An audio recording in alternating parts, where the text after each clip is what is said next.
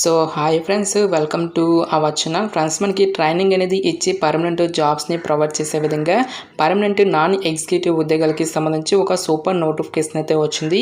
ఈ యొక్క పోస్ట్కి అప్లై చేసుకోవడానికి ఎటువంటి ఎక్స్పీరియన్స్ ఏమీ కూడా ఉండాల్సినటువంటి అవసరం అయితే లేదు. సో జాబ్లో చేరగానే మంత్లీ వచ్చేసరికి 50,000 వరకు కూడా శాలరీ అనేది రావడం అయితే జరుగుతుంది.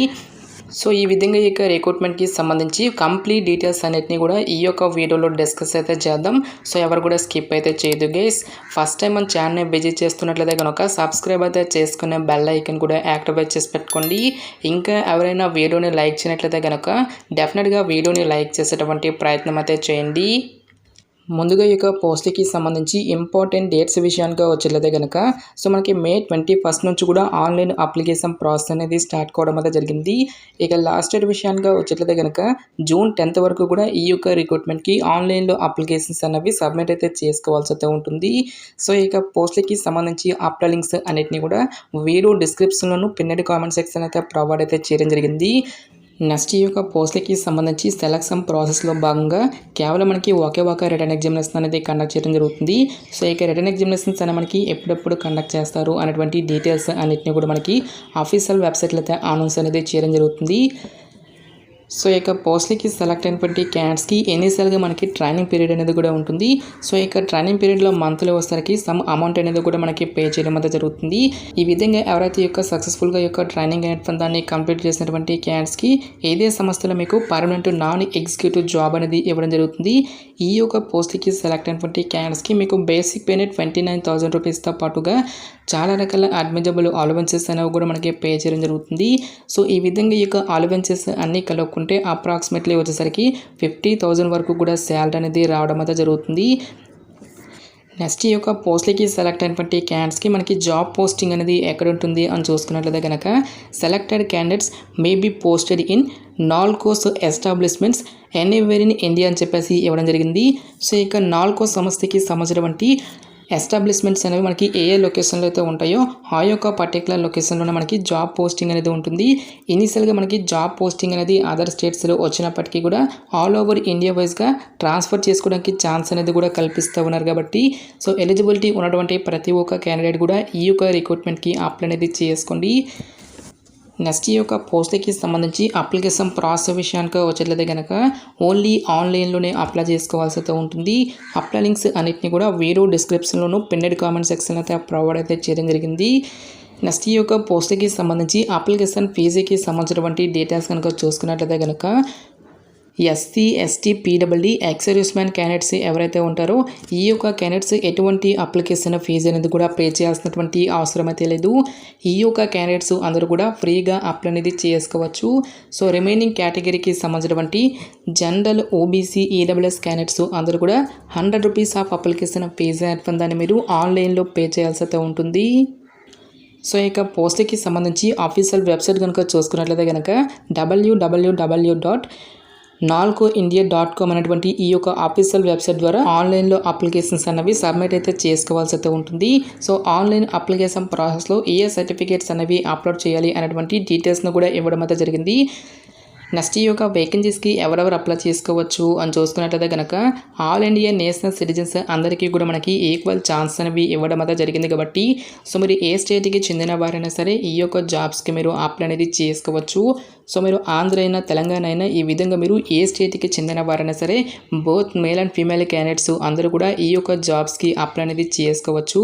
సో పోస్టుల వారిగా ఏజ్ లిమిట్కి సంబంధించినటువంటి డీటెయిల్స్ కనుక చూసుకున్నట్లయితే కనుక సో మీకు మినిమం ఏజ్ అనేది 18 ఇయర్స్ అయితే కంప్లీట్ అయి ఉండాలి. జనరల్ అభ్యర్థులు వచ్చేసరికి 27 ఇయర్స్ వరకు కూడా అప్లై అనేది చేసుకోవచ్చు. నెక్స్ట్ మనకి క్యాస్ట్ వైజ్గా కూడా ఏజ్ రిలాక్సేషన్స్ అనేవి ఉంటాయి. కాబట్టి ఓబీసీ క్యాన్స్ వచ్చేసరికి 30 ఇయర్స్ వరకు, ఎస్సీ ఎస్టీ క్యాన్స్ వచ్చేసరికి 32 ఇయర్స్ వరకు కూడా అప్లై చేసుకోవడానికి ఛాన్స్ అనేది కల్పిస్తూ ఉన్నారు. సో పోస్టుల వారిగా వేకెన్సీస్కి సంబంధించినటువంటి డీటెయిల్స్ కనుక చూసుకున్నట్లయితే కనుక ఈ యొక్క నోటిఫికేషన్ ద్వారా మనకి టోటల్గా 13 డిఫరెంట్ టైప్స్ ఆఫ్ వేకెన్సీస్ని అయితే రిక్రూట్మెంట్ అనేది చేయడం జరుగుతుంది. సో ఇక్కడ మనకి ఏ క్యాస్ట్ వారికి ఎన్నెన్ని వేకెన్సీస్ అనేవి కేటాయించారు అనేటువంటి డీటెయిల్స్ను కూడా ఇవ్వడం అయితే జరిగింది. అన్ని క్యాస్ట్ల వారికి కూడా వేకెన్సీస్ అనేవి కేటాయించడం అయితే జరిగింది గైస్. లైక్ మనకి general OBC SC ST EWS అని చెప్పేసి ఈ విధంగా ఇక్కడ మనకి ప్రతి ఒక్క కేటగిరీతో పాటుగా నెక్స్ట్ మనకి ఓపెన్ కేటగిరీలో కూడా మనకి వేకెన్సీస్ అన్నవి కేటాయించారు కాబట్టి ఈ యొక్క విభాగంలో ఉన్నటువంటి పోస్టులకి మీరు ఏ క్యాస్ట్కి చెందిన వారైనా సరే అప్లై అనేది చేసుకోవచ్చు. సో పోస్టుల వరకు ఎసెన్షియల్ ఎడ్యుకేషనల్ క్వాలిఫికేషన్ విద్య అర్హత విషయానికి వచ్చేట్లయితే కనుక సో టోటల్గా మనకి ఈ యొక్క నోటిఫికేషన్ ద్వారా 13 డిఫరెంట్ టైప్స్ ఆఫ్ వేకెన్సీస్ అయితే రిక్రూట్మెంట్ అనేది చేయడం జరుగుతుంది. సో ఇక్కడ మెన్షన్ చేసేటువంటి ఈ యొక్క ఉద్యోగాలలో కొన్ని రకాల ఉద్యోగాలకి సంబంధించి ఎక్స్పీరియన్స్ అనేది కూడా అడగడం జరుగుతుంది. సో ఎటువంటి ఎక్స్పీరియన్స్ ఏమీ అవసరం లేకుండా మనము అప్లై చేసుకోదగినటువంటి పోస్టుల గురించి మాత్రమే ఈ యొక్క వీడియోలో మనం డిస్కస్ అయితే చేద్దాం. సో ఇక్కడ మనకి 5th సీరియల్ నెంబర్లో ఉన్నటువంటి జూనియర్ ఆఫీసర్ ట్రైనింగ్ అనేటువంటి పోస్టులకు వచ్చేసరికి ఎటువంటి ఎక్స్పీరియన్స్ ఏమి కూడా ఉండాల్సినటువంటి అవసరం అయితే లేదు. సో ఇక్కడ మనకి నిల్ అని చెప్పేసి ఇవ్వడం అయితే జరిగింది కేస్. సో ఈ యొక్క నోటిఫికేషన్ ద్వారా మనకి ఫ్రెషర్స్తో పాటుగా ఎక్స్పీరియన్స్ క్యాండిడేట్స్కి కూడా మనకి సపరేట్గా వేకెన్సీస్ అనేవి కేటాయించడం అయితే జరిగింది. ఎడ్యుకేషనల్ క్వాలిఫికేషన్ విషయానికి వచ్చేట్లయితే కనుక ఎవరైతే electronics mechatronics electrician instrument mechanic అనేటువంటి ఈ యొక్క పర్టికులర్ ట్రేడ్స్లలో ఎవరైతే ఐటీ అనేటువంటి దాన్ని చేసి దీంతో పాటుగా అప్రెంటిస్షిప్కు సంబంధించినటువంటి సర్టిఫికేట్ అనేది ఎవరి వద్ద అయితే ఉంటుందో వాళ్ళు మాత్రమే అప్లై చేసుకోవాల్సి అయితే ఉంటుంది. నెక్స్ట్ ఇక్కడ మనకి ఫిట్టర్ విభాగంలో కూడా మనకి వేకెన్సీస్ అనేవి కేటాయించడం జరిగింది. సో ఈ యొక్క పోస్టులకి కూడా సంబంధిత ట్రేడ్లో మీరు ఐటీ అనేటువంటి దాన్ని కంప్లీట్ చేసి నేషనల్ అప్రెంటిస్షిప్కి సంబంధించినటువంటి సర్టిఫికేట్ ఉన్నటువంటి క్యాండిడేట్స్ అందరూ కూడా అప్లై అనేది చేసుకోవచ్చు. ఫైనల్గా ఇక్కడ మనకి 11th సీరియల్ నెంబర్లో ఉన్నటువంటి పోస్టులకు వచ్చేసరికి ఎవరైతే బీఎస్సీ హాన్స్ అనేటువంటి దాన్ని కంప్లీట్ చేసినటువంటి క్యాండిడేట్స్ ఉంటారో వాళ్ళకి కూడా మనకి ఇక్కడ సపరేట్గా వేకెన్సీస్ అనేవి కేటాయించడం జరిగింది. సో ఈ విధంగా ఇక్కడ మనకి ప్రతి ఒక్క పోస్ట్కి సంబంధించి డీటెయిల్ ఎసెన్షియల్ ఎడ్యుకేషనల్ క్వాలిఫికేషన్ అనేది ఇవ్వడం జరిగింది. సో ఇక పోస్ట్కి ఎటువంటి ఎక్స్పీరియన్స్ ఏమీ కూడా ఉండాల్సినటువంటి అవసరం అయితే లేదు కాబట్టి సో క్వాలిఫికేషన్ ఉన్నటువంటి ప్రతి ఒక్క క్యాండిడేట్ కూడా ఈ యొక్క రిక్రూట్మెంట్కి అప్లై అనేది చేసుకోండి. సో పోస్టుల వారీగా సెలక్షన్ ప్రాసెస్ అనేది ఏ విధంగా ఉంటుంది అని చూసుకున్నట్లయితే కనుక కేవలం మనకి ఒకే ఒక రిటన్ ఎగ్జామినేషన్ ద్వారా ఈ యొక్క వేకెన్సీస్కి ఎంపిక అనేది చేయడం జరుగుతుంది. సో ఇక పోస్ట్కి సంబంధించి డీటెయిల్స్ సిలబస్ కనుక చూసుకున్నట్లయితే కనుక టోటల్గా మనకి 100 నెంబర్ ఆఫ్ క్వశ్చన్స్ అనేవి అడగడం జరుగుతుంది. ఇందులో మనకి 60% ఆఫ్ క్వశ్చన్స్ అనేవి మీకు టెక్నికల్ నాలెడ్జ్ నుంచి రిలేటెడ్గా మనకి యొక్క క్వశ్చన్స్ అనేవి ఆడడం జరుగుతుంది. అంటే మీరు ఏ డిసిప్లిన్లో అయితే యొక్క పర్టికులర్ క్వాలిఫికేషన్ అనేది కంప్లీట్ చేసి ఉంటారో సో మీకు డిసిప్లిన్కి రిలేటెడ్గా మనకి 60 నెంబర్ ఆఫ్ క్వశ్చన్స్ అనేవి ఆడడం జరుగుతుంది. మిగిలినటువంటి యొక్క 40% ఆఫ్ క్వశ్చన్స్ అనేవి మనకి quantitative aptitude reasoning general knowledge and English అనేటువంటి ఈ యొక్క టాపిక్స్ నుంచి మీకు రిలేటెడ్గా క్వశ్చన్స్ అనేవి రావడం అనేది జరుగుతుంది. ఓన్లీ ఇంగ్లీష్ అండ్ హిందీ లాంగ్వేజ్లో మాత్రమే మనకి యొక్క క్వశ్చన్స్ అనేవి రావడం జరుగుతుంది. టోటల్గా మనకి 120 మినిట్స్ పాటు కూడా ఇక ఎగ్జామినేషన్ అనేది కండక్ట్ చేయడం అయితే జరుగుతుంది. సో ఎటువంటి నెగిటివ్ మార్క్స్ అంటూ కూడా మనకి ఏమి కూడా ఉండవు గైస్. అన్ని క్వశ్చన్స్కి కూడా మనము అటెంప్ట్ అనేది చేయొచ్చు. ఈ విధంగా ఎవరైతే యొక్క రిటన్ ఎగ్జామినేషన్ని క్లియర్ చేసినటువంటి క్యాండిడేట్స్కి ఫర్దర్గా మనకి మెడికల్ ఎగ్జామినేషన్తో పాటుగా డాక్యుమెంట్ వెరిఫికేషన్ అనేది కూడా చేసేసి ఈ యొక్క వేకెన్సీస్కి ఎంపిక అనేది చేయడం జరుగుతుంది.